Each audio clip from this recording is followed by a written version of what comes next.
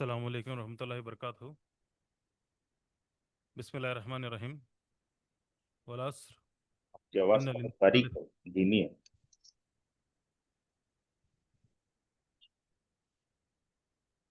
बिस्मिल्लाहिर्रहमानिर्रहीम। वल अस्र इन्नल इंसान लफी खुस्र इल्ला लज़ीना आमनु व अमिलुस सालिहात व तवासौ बिल हक़ व तवासौ बिस सब्र। अजीज साथियों और ऑनलाइन से जुड़े हुए मोअज़्ज़िज़ नाज़रीन, उर्दू कम्युनिटी बहरीन आज के स्पेशल प्रोग्राम में आप सबका खैर मकदम करती है।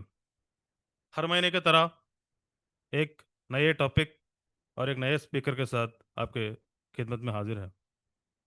अजीज साथियों, आज के स्पीकर का एक छोटा सा इंट्रोडक्शन आपके सामने। आपका नाम है डॉक्टर मोहम्मद हशमतुल्लाह खान। आपका ताल्लुक गुलबर्गा कर्नाटका से है और by profession certified master life coach है। Renovate mind life coaching institute के जरिए इंडिया और गल्फ के कई मुकामात पे अपने लेक्चर्स डिलीवर किए थे। आज का उन्वान है मेकिंग पर्पसफुल लाइफ, बामकसद जिंदगी बनाना। मैं डॉक्टर हशमत साहब से गुजारिश करता हूं कि बामकसद जिंदगी कैसा बनाए, इस उन्वान पे अपना हासिरा मुतालिया पेश करिए। डॉक्टर हशमत साहब।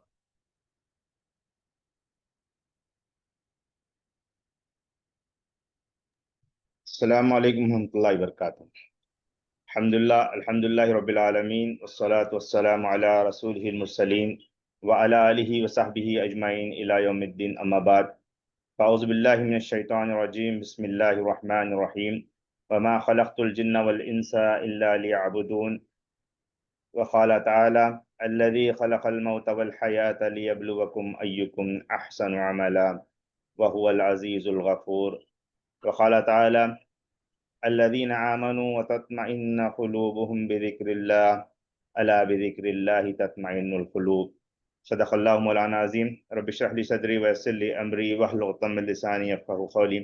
सुब्हानका ला इल्मा लना इल्ला मा अल्लमतना इन्नका अंतल अलीमुल हकीम। रब्बी यस्सिर व ला तुअस्सिर व तम्मिम बिल खैर। सारी तारीफ बुजुर्गो बड़ा ही अल्लाह रब्बुल आलमीन के लिए सजावार है, जो मेरा और आपका पैदा करने वाला एक का तना खालिक है। हज़ारों दुरूद व सलाम हो उन अम्बिया शुहदा सालिहीन पर और खुसूसन मेरे और आपके नबी हज़रत मोहम्मद सल्लल्लाहु अलैहि वसल्लम पर। अजीज़ दोस्तों, बुजुर्गों और शाहीन सिफत बच्चों, अस्सलामु अलैकुम व रहमतुल्लाहि व बरकातुहू। सलामती हो आप पर, खुदा की रहमतें व नुसरतें। आज का जो टॉपिक हमें दिया गया है, जिस पर हम आज गुफ्तगू करने की कोशिश करेंगे, वो है मेकिंग पर्पसफुल लाइफ, यानी हमारी अपनी ज़िंदगी को बामकसद ज़िंदगी बनाना। वो हमारे अपने ज़िंदगी के मकसद से हमांग हो, उससे एक रिलेशनशिप बिल्डअप हो, और उस रिलेशनशिप की बुनियाद पर हम अपने आप को जज करें, अपने आप को मालूम करें कि हम किस मुकाम पर हैं।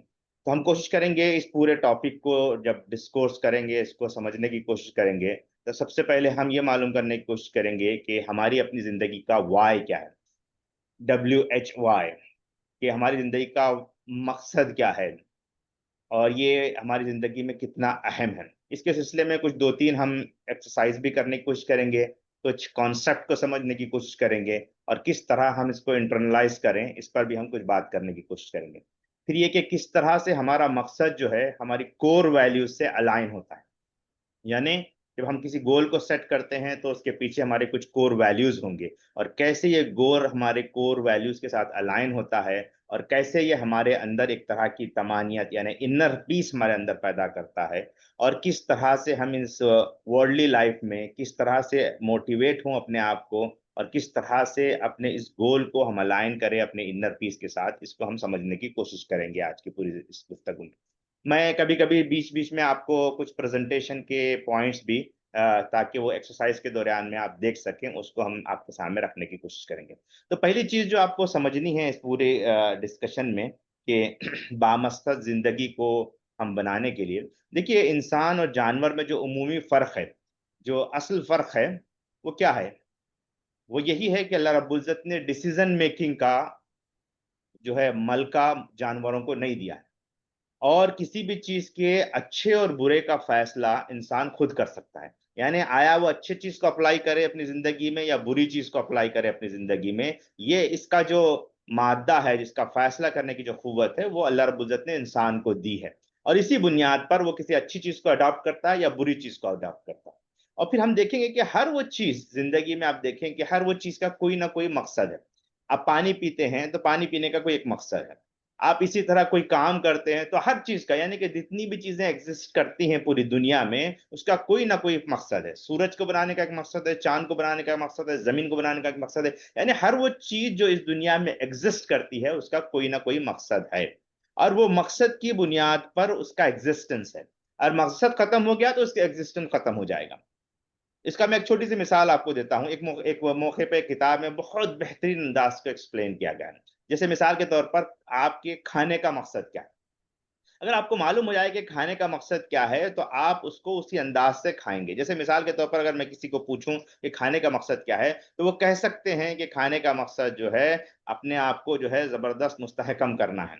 या फिर एक खाने का मकसद, अगर कोई आदमी ये कहे कि भाई मैं उसके जरिए से जो है अच्छे अच्छे खाने खाना चाहता हूँ, टेस्टी टेस्टी चीजें खाना चाहता हूँ, वो मकसद इसलिए बहुत ज्यादा खा रहा हूँ, तो ऐसा भी कोई कह सकता है। लेकिन असल में अगर आप देखेंगे तो खाने का मकसद क्या है? खाने का मकसद एनर्जी हासिल करना है, ताकत हासिल करना है, ताकि उस ताकत के जरिए से आपकी रोजमर्रा की जिंदगी को आप कर सकें और उसको आपको रिजल्ट ओरिएंटेड बना सकें। तो अब देखिए कि खाने का मकसद आपको वाजे हो गया, तो उसका अप्रोच भी आपको वाजे होना चाहिए। जैसे मिसाल के तौर पर एक आदमी खाना खा रहा है और दिन में 5-5 6-6 मरतबा खाए, तो क्या होगा? क्या मकसद अचीव कर सकेगा? मोशन आ जाएंगे, वह बार बार वॉशरूम चला जाएगा, और जो है वो उसको रिजल्ट नहीं मिलेगा। इसी तरह जो है खाने का जो दूसरा जो अप्रोच है, वो ये कि खाने का एक तरीका है। वो ये कि रोटी बनाई जाए या चावल बनाया जाए और उसमें सालन डाला जाए और उसको मिलाया जाए। अब अगर एक आदमी को उसका तरीक़ेकार नहीं मालूम है कि किस तरह से उस मकसद को अचीव करना है, तो वो क्या करेगा? वो आदमी ये करेगा कि मट्टी की रोटी बनाए और उसको जो है लोट जो खाने के अंदाज की कोई और चीजों को लेकर के, पत्थरों के जो है वो उसको गलाए। तो क्या वो मकसद अचीव कर सकेगा? नहीं कर सकेगा। क्यों? क्योंकि उसे तरीक़ेकार नहीं मालूम है। यानी उसके लिए रोटी होना चाहिए, चावल होना चाहिए, और उसको इस्तेमाल किया जाए, उसको मिलाया जाए, उसको पर्टिकुलर चीज में हीट किया जाए, और उसके बाद उसको एक शक्ल दी जाए, और फिर उसमें सालन मिलाया जाए, उसको खाया जाए, तब जाकर के उसका मकसद को अचीव कर सकता है। तो किसी भी मकसद के पीछे दो चीजें कार फरमा होते हैं। एक उसका अव्वलीन रीजन मकसद का, और दूसरा उसका तरीके का। और ये दोनों चीजें जब मिलती हैं तभी जाकर के रिजल्ट होता है।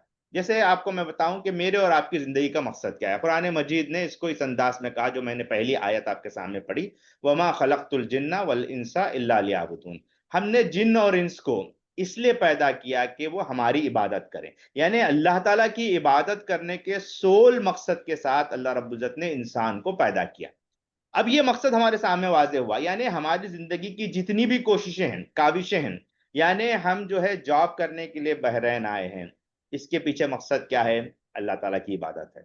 हम अपनी अज़दवाजी जिंदगी में हम शौहर बीवी के साथ रह रहे हैं, बच्चों के साथ रह रहे हैं, वालिदैन के साथ रह रहे हैं, इसका मकसद क्या है? अल्लाह ताला की रजा है, अल्लाह ताला की जो है खुशनुदी है, अल्लाह ताला हमसे खुश हों और जन्नत से हमको हमकिनार करें। इस मकसद के, यानी कि अल्लाह ताला की इबादत के कोर मकसद के साथ हम पूरी अपनी जिंदगी गुजारें। यानी मेरी पर्सनल जिंदगी हो, मेरी आयली जिंदगी हो, मेरी प्रोफेशनल जिंदगी हो, मेरी जो है किसी भी तरह की जिंदगी हो, हर जिंदगी के पीछे जो मकसद हमारे पीछे कार फरमा होना चाहिए, वो अल्लाह ताला की रजा, अल्लाह ताला की इबादत हो।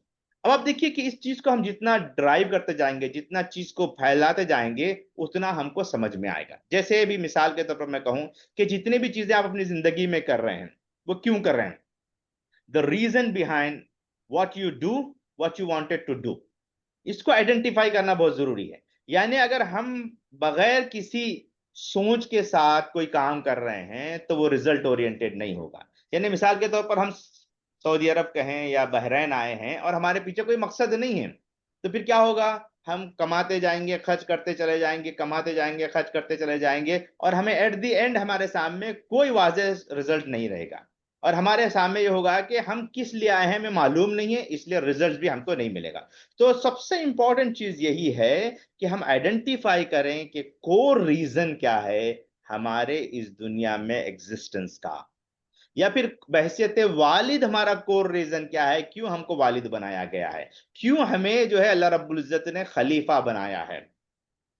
अल्लाह ताला का जो नायब जो हमें अल्लाह रब्बुल इज्जत ने बनाए हैं, उसके पीछे क्या मकसद है? क्यों अल्लाह रब्बुल इज्जत ने तमाम चीजें मुझे और आपको दी हैं, इसको समझना बहुत जरूरी है। और इस्लामिक पर्सपेक्टिव से जब इसको समझेंगे तो वाय का कंसेप्ट आपके सामने आएगा। यानी ये कि किसी भी चीज को आपको करना है आपकी जिंदगी में, तो उस चीज को समझने के लिए आपके सामने ये होना चाहिए कि इसके पीछे वर्शिप का जो इबादत का जो कॉन्सेप्ट है वो क्या है, खिलाफत का वो कॉन्सेप्ट क्या है, खलीफा का वो कॉन्सेप्ट क्या है, वो हम समझना है। मैं इस मौके पर आपके सामने एक छोटी सी चीज रखता हूं, आप इसको देखें तो फिर आपको समझ में आएगा। मैं अटैच ये कर रहा हूं, मैं इसको आपको क्या कहते हैं, इसको शेयर करूंगा, जरा सा आप देखें इसको।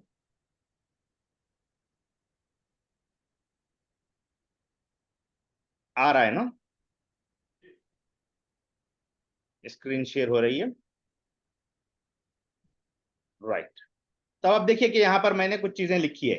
यानी ये कि किसी भी मकसद के पीछे जो पहले बुनियादी चीज है, इन्नमल आमालु बिन्नियात, वो निया है।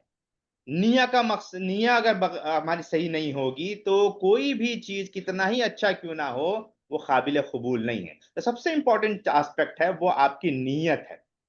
यानी ये कि आप नियत कर रहे हैं किसी भी काम को करने के लिए, तब जाकर के आपको रिजल्ट मिलेगा। जैसे मिसाल के तौर पर आप एक आदमी को कुछ खैरात कर रहे हैं, अल्लाह के रास्ते में कुछ पैसा दे रहे हैं, आपकी नीयत उसके पीछे ये है कि लोग वाह वाह करें तो आपको दुनिया में उसका चीज इजाफ मिल जाएगा, दुनिया में उसको आपका फायदा मिल जाएगा, लेकिन आखिरत में आपको कुछ नहीं मिलेगा। तो इसी तरह ये बहुत इंपॉर्टेंट एस्पेक्ट ये है कि आपकी जिंदगी के पीछे जो मकसद है वो अगर वाजे नहीं है, उसमें नीयत खराब है। जैसे मिसाल के तौर पर आप जो है बहरीन आए हैं, उसके पीछे मकसद अल्लाह ताला की रजा, अल्लाह ताला की इबादत नहीं है, पैसा है, सिर्फ मटेरियल एस्पेक्ट है, लविश लाइफ गुजारना है, हाँ, एक बहुत ही जो है लग्जरियस लाइफ गुजारना है, ये अगर मकसद है तो दुनिया में तमाम चीजें मिल जाएगा। एक हदीस में यही बात हमारे सामने आती है कि अल्लाह के रसूल सल्लल्लाहु अलैहि वसल्लम ने फरमाया, अगर एक आदमी सफर करता है किसी औरत की नीयत से, यानी शादी करने की नीयत से, पैसा कमाने की नीयत से, या किसी और मकसद से करता है, तो उसका मकसद उसके लिए होगा, लेकिन उससे उसको कोई फायदा नहीं होगा,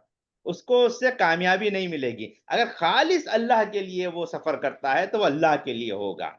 तो सबसे इंपॉर्टेंट ये है कि हम अपनी नीयत को दुरुस्त करें कि किस मकसद से हम इस दुनिया में आए हैं, किस मकसद से हम बहरीन आए हैं, किस मकसद से हमने अपने घर बार को छोड़ा है, किस मकसद से हम अपने बच्चों की खिदमत कर रहे हैं, अपने बच्चों की परवरिश कर रहे हैं, किस मकसद से हम अपने वालिदैन की खिदमत कर रहे हैं। अगर ये मकसद हमारा वाज़ेह नहीं होगा तो फिर हमें वो रिजल्ट नहीं मिलेगा जो कि मतलूब है। यानी एक आदमी अल्लाह के रास्ते में कुछ खैरात कर रहा है, लेकिन उसके पीछे अगर इंटेंशन उसका सही नहीं है, नियत अगर सही नहीं है, तो उसको दुनिया में तो मिल जाएगा, आखिरत में कुछ नहीं मिलेगा। तो पहली चीज जो मुझे और आपको समझना है वो मकसद को वाजे करें। उसके लिए एक जो है जापानीज टेक्निक है जिसको इकागाई कहते हैं। ये है कि आपके जो जिंदा रहने का रीजन क्या है, उसके लिए एक एक्सरसाइज है छोटी सी। मैं चाहूंगा कि आप में से हर शख्स जो है, अगर आपके पास पेन पेपर हो, अगर नहीं भी है तो जहनी तौर पर आप इसको करने की कोशिश करें, तो आपको समझ में आएगा कि जिंदगी में वाई कितना इंपॉर्टेंट है। यानी कि अपने आप पर एक क्वेश्चन लगाएं कि मैं क्यों एग्जिस्ट करता हूं, तो आपको समझ में आएगा, उससे रिजल्ट मिलेगा। पहला सवाल जो इस एक्सरसाइज में है वो आप अपने दिमाग में करें या फिर पेपर पेन और पेपर को लेकर के करें कि व्हाट यू लव, यानी आपका पैशन क्या है। हर एक का एक पैशन होता है, हर एक आदमी जो है किसी ना किसी चीज में बहुत ज्यादा स्ट्रांग होता है। आपका पैशन क्या है? बहुत से लोग कहेंगे कि मेरा जो जॉब है वही मेरा पैशन है, लेकिन बहुत कम लोगों का ऐसा होगा कि अदर देन जॉब भी एक पैशन होता है। या फिर ऐसा होता है कि जिंदगी में आपके उतने उतार चढ़ाव आ जाते हैं कि आपका पैशन जो है कहीं और चला जाता है, और इसकी वजह से आप अपने आप को सबोटाइज करते हैं, अपने आप को थकान में महसूस करते हैं, अपने आप को तबाह बर्बाद करते हैं। बेशतर लोगों के ये मसाइल होते हैं जब वो अपना पैशन डिसाइड नहीं कर पाते हैं। तो पैशन जो है, जो इसमें इसको समझने के लिए एक आसान तरीका ये है, जिस काम को करते हुए टाइम आपको याद ना रहे, जिस काम को करते हुए आपकी एनर्जी जाया हो रही है ऐसा महसूस ना हो, आप एनर्जेटिक महसूस करें, जिस काम को करते हुए आपको बहुत ज्यादा इंटरेस्ट आए और उसको बार बार आप करना चाहेंगे, दैट इज कॉल्ड पैशन। और अगर आपकी जिंदगी में कोई पैशन नहीं है तो आप उसको तलाश करें, और अगर नहीं है तो उसमें से कोई एक चीज को चूज करें जो आपका पैशन बने। यानी अल्लाह के रास्ते में बंदगाने खुदा को दावत देना, यह पैशन हो सकता है आपका, है। बहुत सी किताबें पढ़ना ये आपका पैशन हो सकता है जिससे अल्लाह ताला को राजी करें। या ये हो सकता है कि आपके अंदर अल्लाह रब्बुल इज्जत ने बहुत सी ऐसी चीजें दी है, आप ओरेटर बन सकते हैं, बहुत अच्छे अंदाज से अपनी बात कर सकते हैं। तो फर्स्ट पॉइंट जो आपको डिसाइड करना है यहां पर इस वाई को तलाश करने के लिए, वो ये कि आपका पैशन क्या है, what you love the most. इसको आप अपने जहन में रखें, एक दो तीन चीजें लिखें, फिर उसके बाद दूसरे सवाल की तरफ हम जाते हैं, what you are good at, कि आपका वोकेशन क्या है, या ये कहेंगे कि आपका जो सबसे ज्यादा इंटरेस्टेड पार्ट कौन सा है, यानी कि आप किसी काम को करने में बहुत एक्सपर्ट हैं, वो कोई और नहीं कर सकता है। वो पैशन भी हो सकता है, पैशन नहीं भी हो सकता है। जैसे मिसाल के तौर पर आपको अच्छा लिखना बहुत पसंद है, लेकिन वो आपका पैशन नहीं है, लेकिन आप जब लिखेंगे तो उसका असर जो है लोगों पर पड़ता है।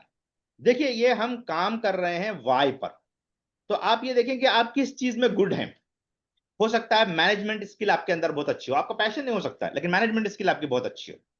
आपका ये हो सकता है कि आप लोगों से बहुत अच्छे अंदाज से खुश इल्हानी के साथ बात कर सकते हो, कम्युनिकेशन स्किल आपकी बहुत अच्छी है, you are good at communicating with other person, ये हो सकता है। तो आप सोचें कि आपके अंदर कौन सी ऐसी चीज है जिसमें आप कह सकते हैं कि यू आर गुड एट। फिर तीसरा सवाल जो आप अपने आप से करें कि व्हाट द वर्ल्ड नीड्स, यानी ये कि आपकी जिंदगी का कोई मिशन होना चाहिए। You are always be energetic for your mission, यानी कि उसके बगैर आपकी जिंदगी ला हासिल है।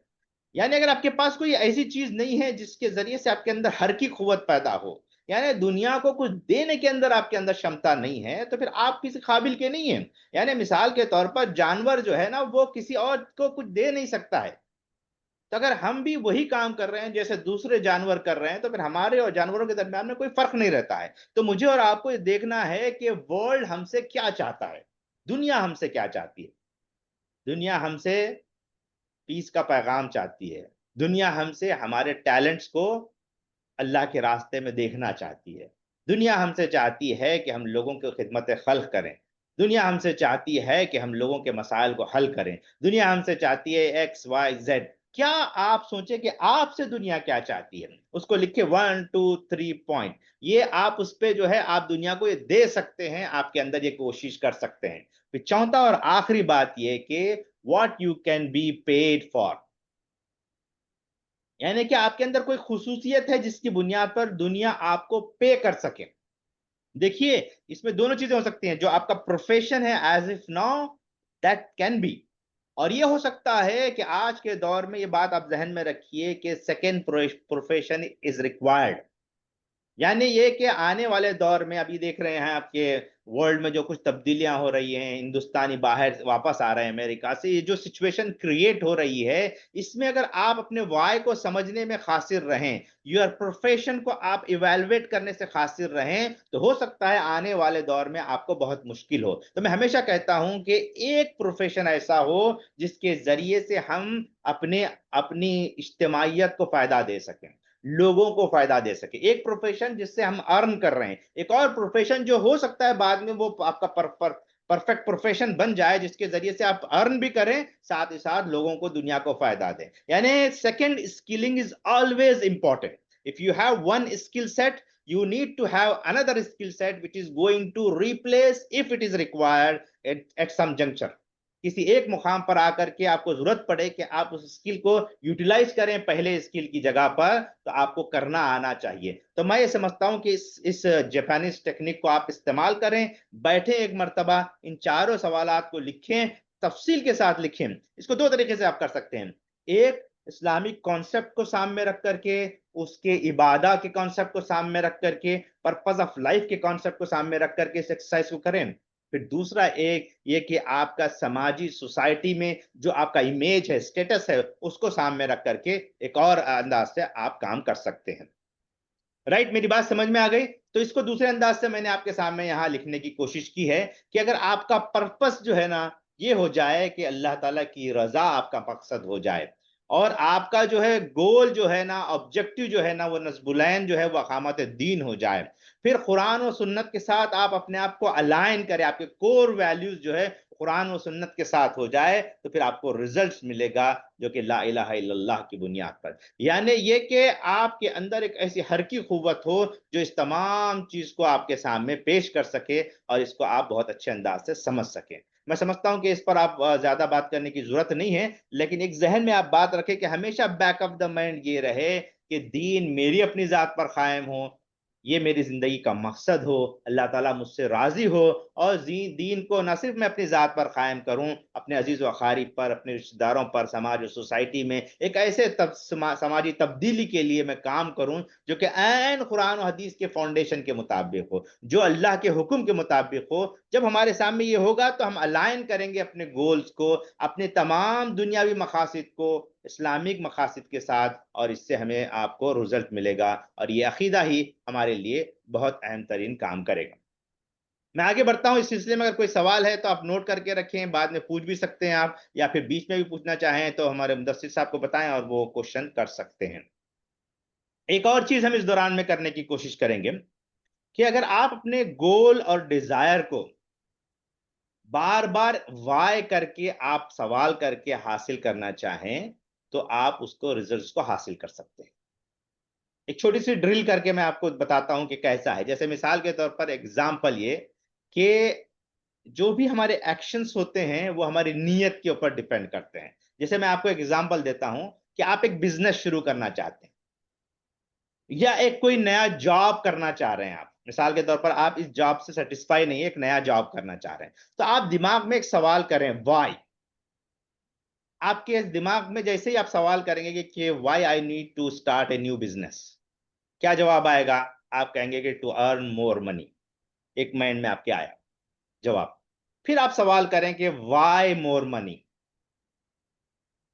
क्योंकि इसके जरिए से मैं अपने बच्चों की अच्छे अंदाज से किफालत कर सकूं।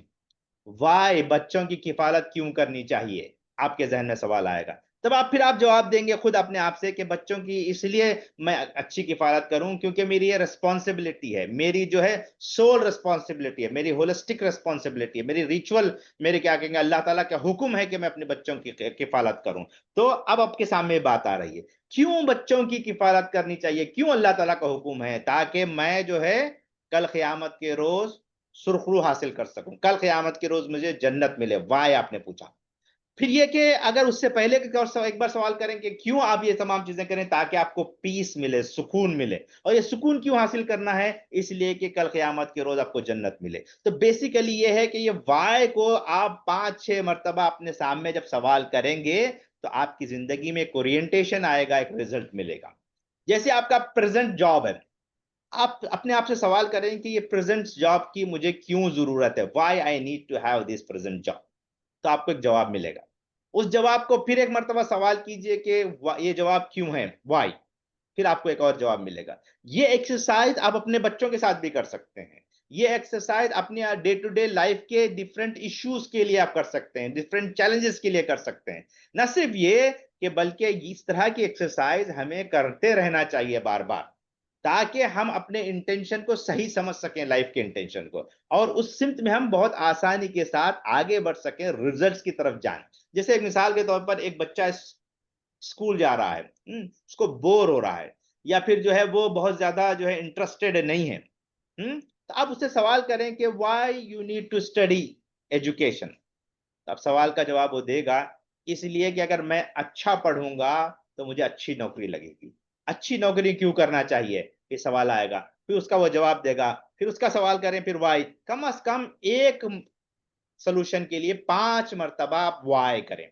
जब 5 टाइम आप वाई का सवाल करेंगे तो आप अल्टीमेट जो आपको मिलेगा ज्यादा से ज्यादा ये होगा peace of mind, mental fitness, या फिर एक पॉजिटिव रिजल्ट की तरफ आप जाएंगे, एक मकसद की तरफ जाएंगे जो कि अलाइन होगा आपके इस्लामिक टीचिंग के साथ, आपके इस्लामिक डिजायर के साथ। और यही असल में मकसद है इस पूरे एक्सरसाइज का। मैं चाहूंगा कि आप बाद में बैठ करके आप तमाम लोग जो यहाँ पर बैठे हुए हैं, जो लोग, वो इसको करने की कोशिश करें, इससे आपको रिजल्ट्स मिलेगा इंशाअल्लाह।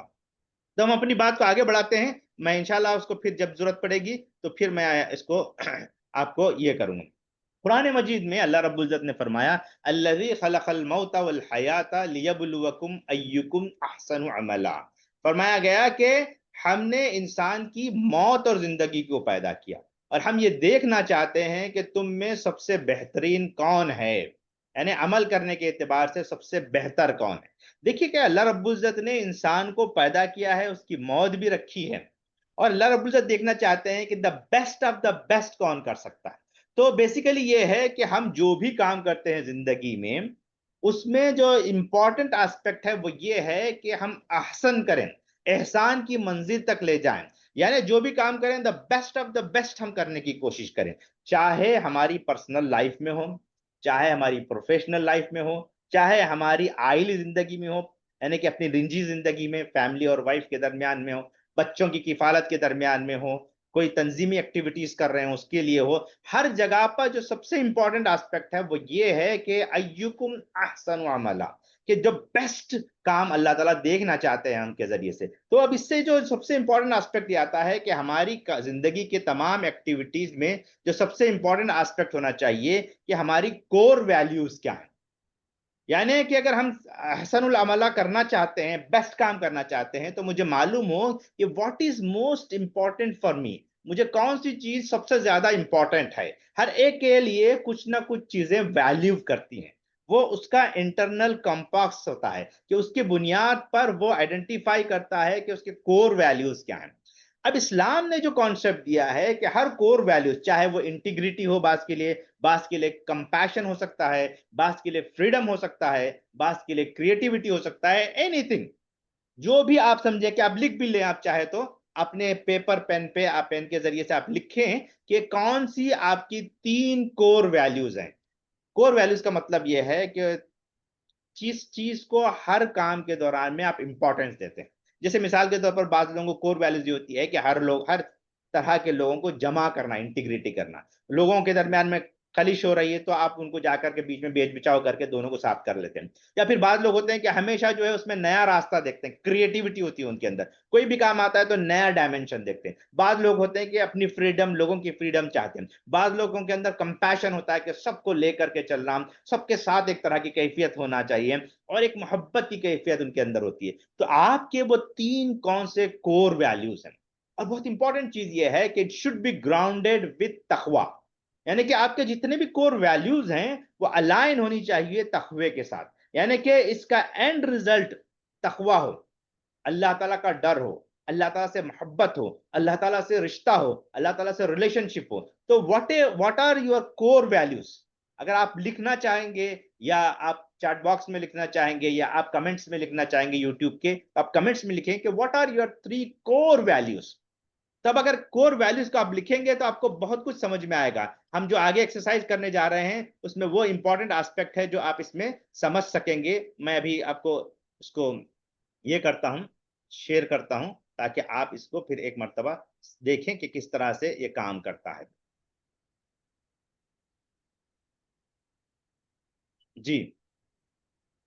तो अब ये देखिए कि आपकी जो गिफ्ट अल्लाह रब्बुल इज्जत ने जो दिया है आपको, every person has a unique combination of talent, skills and life skill. यानी कि हर आदमी के अंदर एक यूनिक अप्रोच है, लाइफ में भी यूनिक अप्रोच है। किसी का मिजाज बहुत अच्छा होता है, किसी के अंदर इरिटेशन होता है, किसी के अंदर जो है लोगों के साथ मिल करके बात करने का अंदाज होता है, कोई अपनी लाइफ सेंटर होता है, यानी कि अपने बच्चों के सेंटर अराउंड होता है, कोई कुछ होता है, कोई कुछ होता है। अल्लाह रब्बुल इज्जत ने हर एक के अंदर कुछ ना कुछ सलाहियतें दी हैं। What are your skill set, what are your talents. कितना बाद लोगों के अंदर बहुत टाइम देने की सलाहियत होती है, लोगों को टाइम देते हैं, लोगों से बात करते हैं।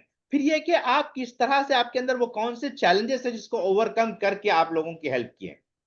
यानी होता यह है कि आपके पास मुश्किल तरीन हालात होते हैं, उसके बावजूद आप लोगों की हेल्प करते हैं। यानी आपके पास पैसा नहीं है लेकिन लोगों को आप अल्लाह के रास्ते में पैसा दे रहे हैं। आपके पास वक्त नहीं है लेकिन उसके बावजूद आप वक्त निकाल करके इस्लाम का काम कर रहे हैं। आपके पास सलाहियत कम है लेकिन आपने सलाहियतों को अक्वायर किया और सलाहियतों के जरिए से लोगों की हेल्प कर रहे हैं। आपके पास गाड़ी नहीं है लेकिन फिर भी लोगों के लिए साथ में लेकर के जो है आप किसी को एयरपोर्ट छोड़ रहे हैं, फला फला कर रहे हैं, किसी और दोस्त की हेल्प लेकर के कर रहे हैं। यानी ये कि what are your skill set, what type of talents you have, किस तरह से आप लोगों की मदद कर रहे हैं। जब आपको ये समझ में आएगा, ये अल्लाह रब्बुल इज्जत का गिफ्ट है जो अल्लाह रब्बुल इज्जत ने आपको दिया है, तो आप अपने वाय को समझने की कोशिश करेंगे, यानी कि आपका पर्पस क्या है इस दुनिया में आने का। यानी ये कि अगर आपके पास एक बेहतरीन सलाहियत मौजूद है but you are not helping others, that means आपने अपने जिंदगी के पर्पस को नहीं समझा, वाई को आप नहीं समझ पाए। यानी आपको जो यूनिक कॉम्बिनेशन खुदादार सलाहियतें अल्लाह रब्बुल इज्जत ने जो दी हैं आपको, आप एक बेहतरीन ओरेटर हैं लेकिन आप उसका इस्तेमाल नहीं कर रहे, इसका मतलब आपने अपनी जिंदगी के वाय को नहीं समझा है। आपके अंदर बेहतरीन जो है कम्युनिकेशन स्किल है, आपके अंदर बेहतरीन मैनेजमेंट स्किल है, बेहतरीन आपके अंदर जो है कोऑर्डिनेशन स्किल है, कॉन्फ्लिक्ट मैनेजमेंट की स्किल है, आपके अंदर फला फला फला चीजें मौजूद हैं, आपके पास फला फला फला टैलेंट है, लेकिन आप उसको इस्तेमाल नहीं कर रहे। इसका मतलब ये कि अपने वाय को आप समझ नहीं पाए हैं। वाय को आप समझेंगे तो ऑटोमेटिकली इन तमाम स्किल्स को आप उसके अल्लाह के रास्ते में लगाएंगे, बंदों की खिदमत के लिए लगाएंगे और उसके जरिए से आप खुशी महसूस करेंगे। देखिए अजीज दोस्तों, ये जो सबसे इंपॉर्टेंट एस्पेक्ट ये है कि बताया जाता है कि दो बातें बताई गई एक हदीस में। एक काम जिसको करने के बाद आपको तकलीफ हो, आपका दिल जो है बार बार मलाल करने लगे, इसका मतलब ये कि वो बुरा काम। जिस काम को करने के बाद आपको खुशी महसूस हो, आप चाहें कि बार बार उसको करना चाहेंगे, इसका मतलब वो नेकी का काम। तब हमें तो नेकियों की तरफ सबकत करना चाहिए, नेकी की तरफ हमें गामजन होना चाहिए, और ये तभी हो सकता है जब मैं और आप अपने वाय को तलाश कर सके और उस वाय को सही डायरेक्शन हम लोग दे सकें, तब जा करके हम उसको जीत सकते हैं। और इसके लिए आपको ये करना है कि छोटा सा एक आपको जो है मिशन स्टेटमेंट बनाना है आपकी लाइफ का। एक पीस ऑफ पेपर ले लीजिए, हाँ, और ये 6 क्वेश्चंस को, 5-6 क्वेश्चंस को जो है आप लिखने की कोशिश करें।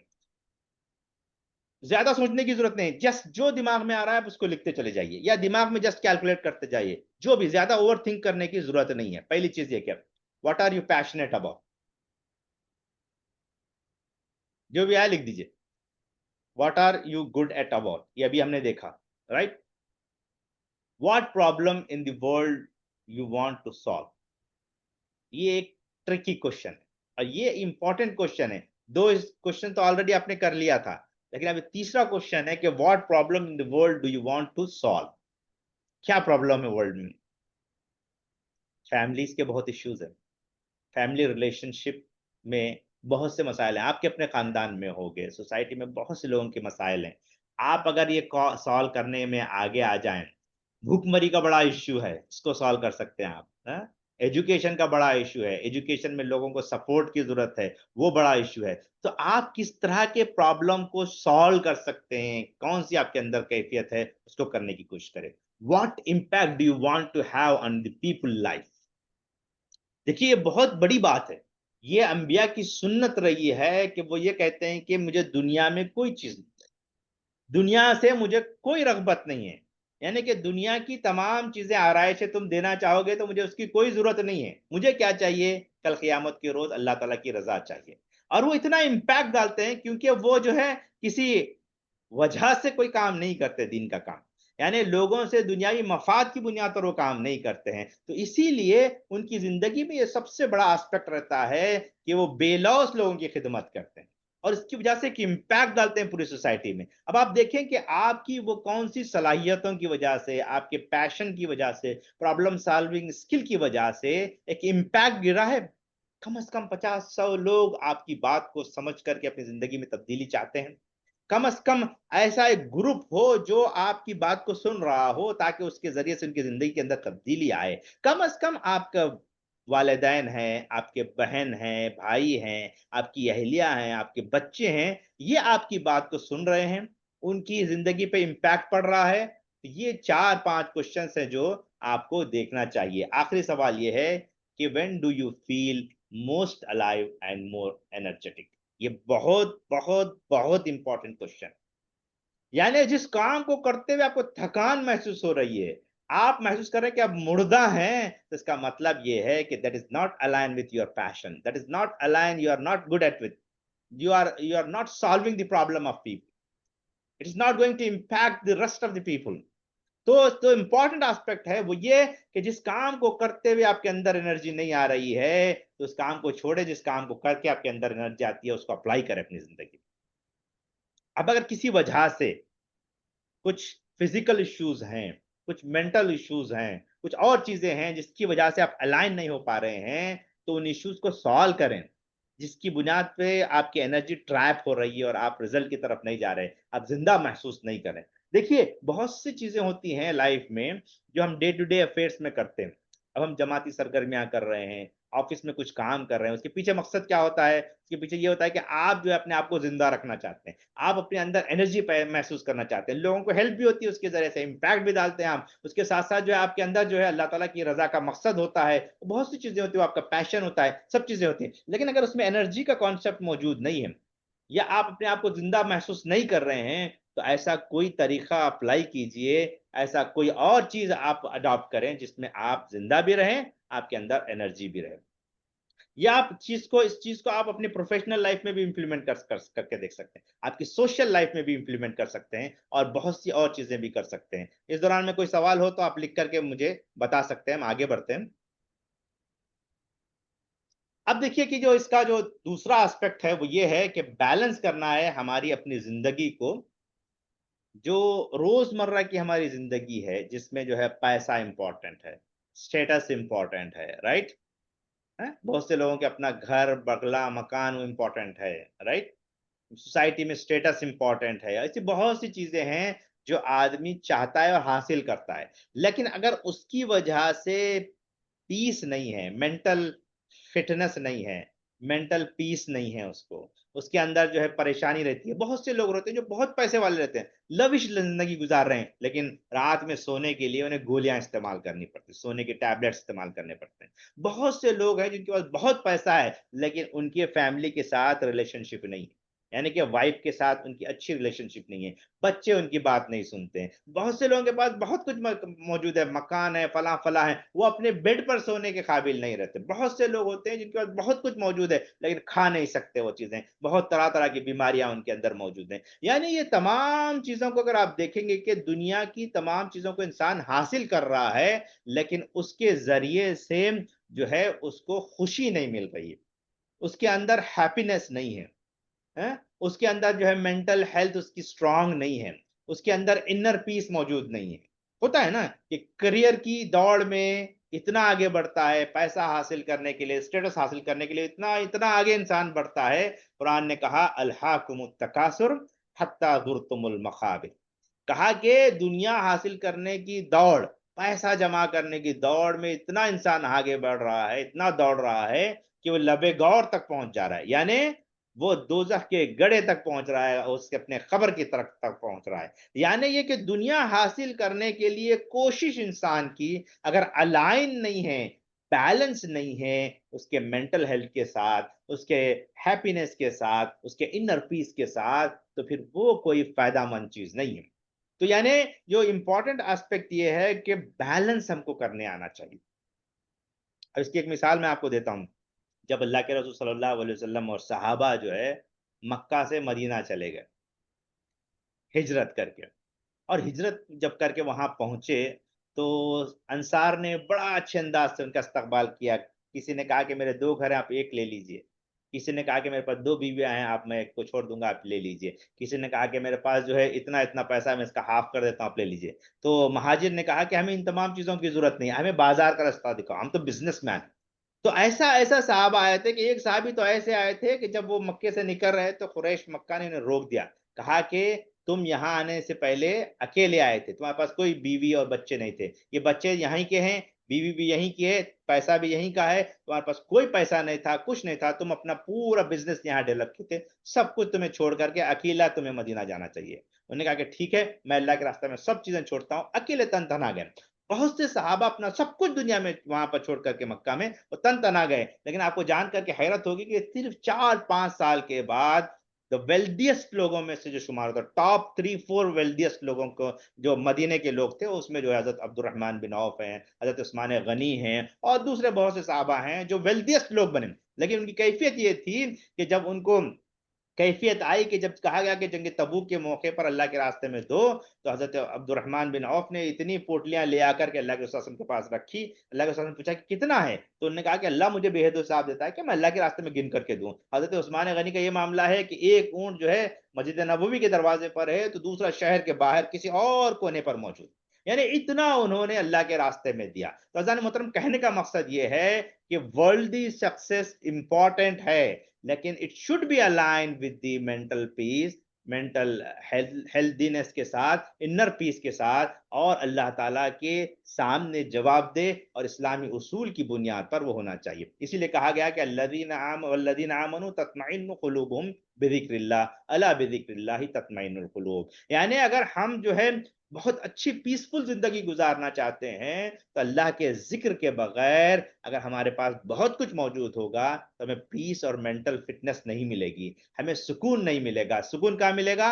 अला बिज़िक्रिल्लाहि तत्मइन्नुल क़ुलूब। अल्लाह के जिक्र के जरिए से ही इंसानों के दिलूब को, इंसानों के खुलूब को जो है सुकून मैसर आता है। यानी ये कि दुनिया में जितना कुछ कमा लें, जितना दुनिया में कितनी ही आप जो है स्टेटस आपका स्ट्रांग हो, लेकिन आपको सुकून जब मिलेगा वो तब जब अल्लाह ताला से आप लव लगाएंगे। यानी सहाबा का ये मामला था कि अपनी जिंदगी को इस अंदाज से गुजारते कि वो इस अंदाज से अपनी जिंदगी होती कि वो दुनिया में भी रगबत हासिल करते, लेकिन वो अल्लाह ताला के आगे लव लगाते। रात के जो है वो ऐसे जाहिद होते कि अल्लाह ताला के आगे गिड़गिड़ा करके दुआएं करने लग जाते। तो ये बहुत इंपॉर्टेंट एस्पेक्ट है जो हमें होना चाहिए। और जब हम ये कहते हैं कि अलाइनिंग जो है हमारी वो इतनी स्ट्रांग होना चाहिए अपने वैल्यूज के साथ, वो तभी हो सकती है जब हमारे सामने वाज़े हो कि मेरे पर्सनल और प्रोफेशनल गोल्स जो है वो अलाइन हो और उनमें बरका हो। अब हम बार-बार कहते हैं ना हमारी ज़िंदगी में आजकल जो मामला है कि हम कहते हैं कि भाई मैं इतना-इतना कमा रहा हूँ लेकिन बरकत नहीं है मेरी ज़िंदगी में। वो इसीलिए कि हमारे पर्सनल और प्रोफेशनल लोन जो गोल हैं वो अलाइन नहीं है हमारे कोर वैल्यूज के साथ। मैं हमेशा एक छोटी एक्सरसाइज कराता हूं बहुत से लोगों को, हमारे दोस्तों को, कि वैल्यूज को अलाइन करने के लिए, जैसे मिसाल के तौर पर मैंने आपके सामने बात कही थी शुरू में कि आप जो है टॉप मोस्ट 3 आपके गोल लिखें, 3 आपके वैल्यूज लिखें जिसको आप इंपॉर्टेंट समझते हैं। अगर उसको आप बढ़ा दें तो जो भी दिमाग में आपके नजदीक इंपॉर्टेंट चीजें आ रही हैं उसको पेपर पे लिखते जाइए। 5-6 चीजें हो सकती हैं, 10 हो सकती हैं, एक के बाद एक लिखते जाइए। This is important to me, this is important, this is important and these are my values. अब उसके बाद आप कहें कि उसमें से 10 में से 7 को कट कर दिया, सिर्फ 3 टॉप मोस्ट वैल्यूज को आप रखें।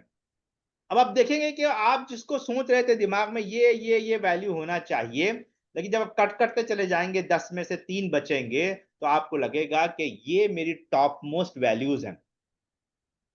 इसमें 2 एस्पेक्ट होते हैं, एक होता है जो आपके जहन में रहता है कि ये होने चाहिए, एक होता है रियल में ये आपके वैल्यूज हैं। बहुत बड़ा फ़र्क है। जब आप एक्सरसाइज़ को करेंगे, क्योंकि वक़्त नहीं है इसलिए मैं उस एक्सरसाइज़ को नहीं करा रहा हूँ, जस्ट आपको बता रहा हूँ कि कैसे करना चाहिए। कैसे करना है उसको? आप 10 आपके वैल्यूज़ लिखते चले जाएँ, एक के बाद एक, जो दिमाग में आ रहा है आप लिखते जाएँ। This is important to me, this is important to me, this is important to me. 10 के 10 पूरे पॉइंट्स आप लिखते चले जाइए, ये आपके वैल्यूज़ हैं। अब उसमें से आप एक के बाद एक बाइट करके कट करते जाइए, कट करते जाइए। ये नहीं, ये नहीं, ये 3 जो है मेरे टॉप मोस्ट वैल्यूज़ हैं। अब उसके बाद आप सोचिए कि आप जो यूजुअली सोचते हैं कि ये वैल्यूज़ होना चाहिए और ये वैल्यूज आपके हैं, यानी जो आपने कट करने के बाद जो 3 बचे हैं वो एक्चुअल में आपके वैल्यूज हैं। और जो आप हमेशा सोचते रहे दिमाग में कि ये होना चाहिए, वो आपकी सोच है। तो इस वजह से कि तीनों मैच नहीं हो रहे हैं, ये आपके अलाइन नहीं हो रहे हैं, यानी आपके जो सोच के वैल्यूज हैं और एक्चुअल में जो फील के वैल्यूज हैं जो आप कर रहे हैं बिहेव, वो तीनों मैच नहीं हो रहे हैं। इस वजह से लगेगा कि आपके पर्सनल गोल अचीव नहीं हो रहे हैं, आपके प्रोफेशनल गोल नहीं अचीव। अब देखिए कि ये 3 वैल्यूज़ आपके पर्सनल गोल में ज़्यादा फिट होते हैं या प्रोफेशनल गोल में ज़्यादा फिट होते हैं।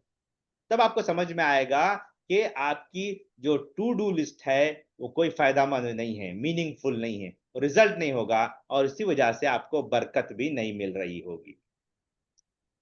तब इसमें जो सबसे इम्पोर्टेंट कॉन्सेप्ट है वो ये है कि इसमें निय्या, यानी कि आप जिस वैल्यूज़ को आप इम्पोर्टेंट समझ रहे हैं वो हराम के दायरे में तो नहीं है। अगर किसी वजह से आपने जो लिखे हैं वैल्यूज वो फिल्ट्रेशन कॉन्सेप्ट उसमें नहीं है, डाउटफुल मैटर्स में आता है, वो हराम में आता है, तो फिर तो आपको उसमें मसला होगा, आपको उससे नुकसान होगा, उससे कोई फायदा नहीं होगा। इसमें जो इंपॉर्टेंट एस्पेक्ट है इसको इस्तिखारा करें और कंसल्टेशन ले आप। जब भी आपके अलाइन करना चाहते हैं आपके वैल्यूज को, पर्सनल हो या प्रोफेशनल वैल्यूज को, अपने गोल्स को अलाइन करना चाहते हैं, तो आपको करना यह है कि उसके लिए आप लोगों से मशवरा करें और फिर अल्लाह ताला से मशवरा करें। अल्लाह ताला से मशवरा से मुराद इस्तिखारा करें और उन वैल्यूज को अपने जिंदगी में इम्प्लीमेंट करने की कोशिश करें। हम लोग बारहा कहते हैं एनएलपी की जुबान में अगर हम कहें तो गोल्स का मतलब ये है कि गोल्स ऐसे हों जो कि बहुत सिंपल हो, बहुत ही स्पेसिफिक हो। एस स्टैंड फॉर जो है सिंपल हो, स्पेसिफिक हो, यानी स्मार्ट गोल हो। स्मार्ट का जो उसको अगर डिवाइड करें तो यस स्टैंड फॉर सिंपल और जो है स्पेसिफिक हो। फिर एम स्टैंड फॉर मीनिंगफुल होना चाहिए, मेजरेबल होना चाहिए। जो भी गोल आप बना रहे हैं अपनी लाइफ का गोल, जो भी वैल्यूज आपके पास हैं वो मेजरेबल होने चाहिए, वो मीनिंगफुल होना चाहिए। Meaningful to you, meaningful to others, यानी ये कि उसका जो जो उसके माने हैं वो आपके लिए फायदामंद हो, लोगों के लिए फायदामंद हो। अगर वो मीनिंगफुल नहीं है, मेजरेबल नहीं है, वो टाइम बाउंड नहीं है, वो जो है ऐसे ही जो वेग है, तो फिर आपको रिजल्ट नहीं मिलेगा। प्रोफेशनल गोल आप अचीव नहीं कर पाएंगे, तो आपके पर्सनल गोल आप अचीव नहीं कर पाएंगे। तो फर्स्ट इंपॉर्टेंट ये है कि वो सिंपल हो, स्पेसिफिक हो, ऐसी स्पेसिफिक हो कि एग्जैक्टली मुझे ये और ये उस तरह से करना है। फिर वो मेजरेबल हो, मीनिंगफुल हो, राइट। उसके बाद अचीवेबल हो, ए स्टैंड फॉर अचीवेबल हो। ऐसा नहीं हो कि ऐसे गोल हो जो आपके सामने वाजे ही ना हो, आपको अचीव नहीं कर सकते हो। इतने बड़े गोल लिए हैं आपने कि वो अचीव नहीं कर सकते आपके पास। फिर टी इज टाइम बाउंड हो, कितने दिन में, कितने सालों में, कितने महीनों में आप वो गोल को अचीव करना चाहते हैं, वो आपके सामने होनी चाहिए, राइट। तो ये स्मार्ट गोल होने चाहिए, हमारे हमारी लाइफ के स्मार्ट गोल होने चाहिए। लेकिन इसमें जो सबसे इंपॉर्टेंट एस्पेक्ट है वो ये है कि उसमें हराम का शायबा नहीं होना चाहिए। दूसरी इंपॉर्टेंट एस्पेक्ट ये है कि उसमें जो है नीयत बहुत वाजे होनी चाहिए, नीयत हमारी बहुत वाजे होनी चाहिए। और इसमें मुझे और आपको कंसल्टेशन करना चाहिए, और अल्लाह ताला से सबसे बेस्ट कंसल्टेशन मुझे और आपको करना चाहिए। तो आज के इस पूरी गुफ्तगू के दौरान में जो हमने चीजें रखने की कोशिश की है कि हमारे जो पर्सनल और प्रोफेशनल जो मकासद हैं उनको हम अलाइन करें अपने अकीदे के साथ, अपने बिलीफ सिस्टम के साथ, अपने कोर वैल्यूज के साथ और अपने फाउंडेशन के साथ हम अलाइन करें। और उस मकसद ज़िंदगी को हासिल करने के लिए जो असल में पर्सनल जो प्रोफेशनल आपके जो भी मकासद हैं वो अल्लाह के मकासद के साथ, इस्लाम के मकासद के साथ अलाइन होनी चाहिए। वो हमारे नस्बुलैन के साथ अटैच होनी चाहिए, हमारी ज़िंदगी के मकसद के साथ अटैच होनी चाहिए। और अगर ये मकसद इलाही मकसद बन जाए, अल्लाह ताला की रज़ा बन जाए, जन्नत का हुसूल बन जाए, तो वो फबीहा है और कामयाबी उसमें लाज़िमन होगी। और इसके ज़रिए से आपके अंदर एक नई क़ुव्वत आएगी, एक नई एनर्जी आएगी और वो आपको कामयाबी के रास्ते पर ले जाएगी। जज़ाकल्लाह खैर, बहुत-बहुत शुक्रिया आपका। अस्सलामु अलैकुम व रहमतुल्लाहि व बरकातहू। जज़ाकल्लाह खैर। जज़ाकल्लाह खैर। ये थे डॉक्टर हशमत साहब, जी, अपनी सर्टिफाइड मास्टर लाइफ कोच। वक्त हमारा हो गया गरीबन। जी जी जी। तो एक आखिरी 5 मिनट सवाल के लिए। जी, तो अजीज साथियों, इस उन्वान पे अगर आपके कुछ सवाल है तो डॉक्टर साहब से आप कर सकते हैं। किसी का कोई सवाल है? किसी भाई का कोई सवाल है? जी जी, आवाज़ आ रही है डॉक्टर साहब? जी जा रही जी।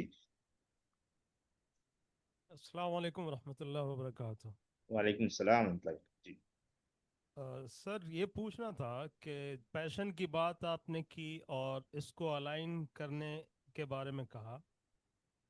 ज़्यादातर हम लोग जो नौकरी करते हैं, मैं औरों की बात तो नहीं कहूँगा, लेकिन अक्सर ऐसा होता है कि नौकरी कर रहे हैं सिर्फ पैसा कमाने के लिए, उस करने के दौरान जो खुशी हासिल होती है वो नेसेसरीली मिसिंग है। जी तो इस पे आपका क्या नज़रिया है? जी जी, ये असल में होता यह है कि एक लेवल पर हम आने के बाद हमारे पास कोई चॉइस नहीं रहता है कि हम उस जॉब को स्विच करें और अपने पैशन के हिसाब से काम करें। मैं इस सिलसिले में ये कहता हूँ हमेशा कि आप जो है आपके अंदर सेकंड स्किलिंग होनी चाहिए। यानी मिसाल के तौर पर आपका पैशन जो है कोई और है और आप जॉब किसी और में कर रहे हैं, तो अगर आपके दिन का कुछ वक्त आप उस पैशन को प्रैक्टिस करने में लगाएं, चाहे वीक में एक ही दिन लगाएं, आप 2 ही घंटे लगाएं, जिससे आपकी जो पूरी एनर्जी ड्रेन हो रही थी 8 दिन की, वो आप 1 घंटे में, 2 घंटे में उसको रिकॉल कर रहे हैं। तो मिसाल के तौर पर आपके अंदर जो पैशन है कि आप लिखें, पेपरों में लिखना चाहते हैं, आप अखबारों में लिखना चाहते हैं, आपका पैशन है लिखने का। तो आपने जो है जॉब तो कर रहे हैं आप मैनेजर के तौर पर, या फिर जो है कोई और चीज कर रहे हैं, तो आपको सेटिस्फैक्शन नहीं मिल रहा है। पूरे 7-5 दिन आपने मेहनत की, उसके थके थकाए आए, और रात में बैठ करके आपने दिमाग में सोचा, और दूसरे दिन सुबह में एक आर्टिकल लिख करके आपने भेज दिया। तो आपको जो खुशी मिलेगी ना, वो खुशी आपको अगले 8 दिन तक आपको ट्रैवल करेगी, आपके अंदर एंथुजियाज्म पैदा करेगी, आपके अंदर एनर्जी पैदा करेगी। इसी तरह बाज लोगों के अंदर हो सकता है दीन की दावत देने का पैशन हो सकता है, बंदगान खुदा तक, गैर मुस्लिम तक, मुसलमानों तक इस्लाम का पैगाम पहुंचाने का उनके अंदर पैशन हो सकता है। तो आप दिन अपने 8 दिन में 2 दिन ऐसे निकालें जिसमें आधा आधा घंटा लोगों से मुलाकात करें, उनको जो ऑर्गेनाइज करें, उनको इस्लाम से करीब करें। तो इस पैशन को आप जितना प्रैक्टिस करेंगे, आपको एक खुशी मिलेगी। और आप देखें कि जितने लोग अपने सेक्ट पैशन को इस्तेमाल कर रहे हैं, वो खुश रहेंगे जिंदगी में। तकरीर करने वालों को देखिए आप, जो तकरीर करते हैं, दिन भर काम कर रहे हैं, 8 दिन काम कर रहे हैं, लेकिन जब तकरीर करते हैं तो एक नई एनर्जी उनके अंदर मिलती है। तो ऐसा होना चाहिए। जजाक। जी एक और सवाल लेंगे किसी भाई का अगर हो तो। जी है किसी का सवाल?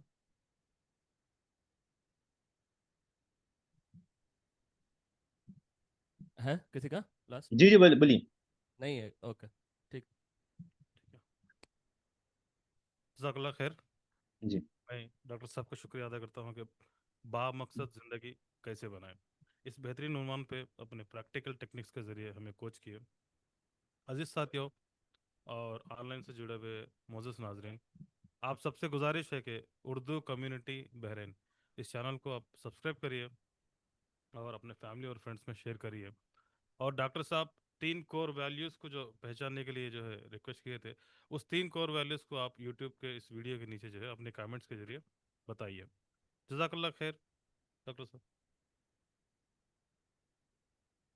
हजरत अजीज साथियों, 2 अनाउंसमेंट्स हैं।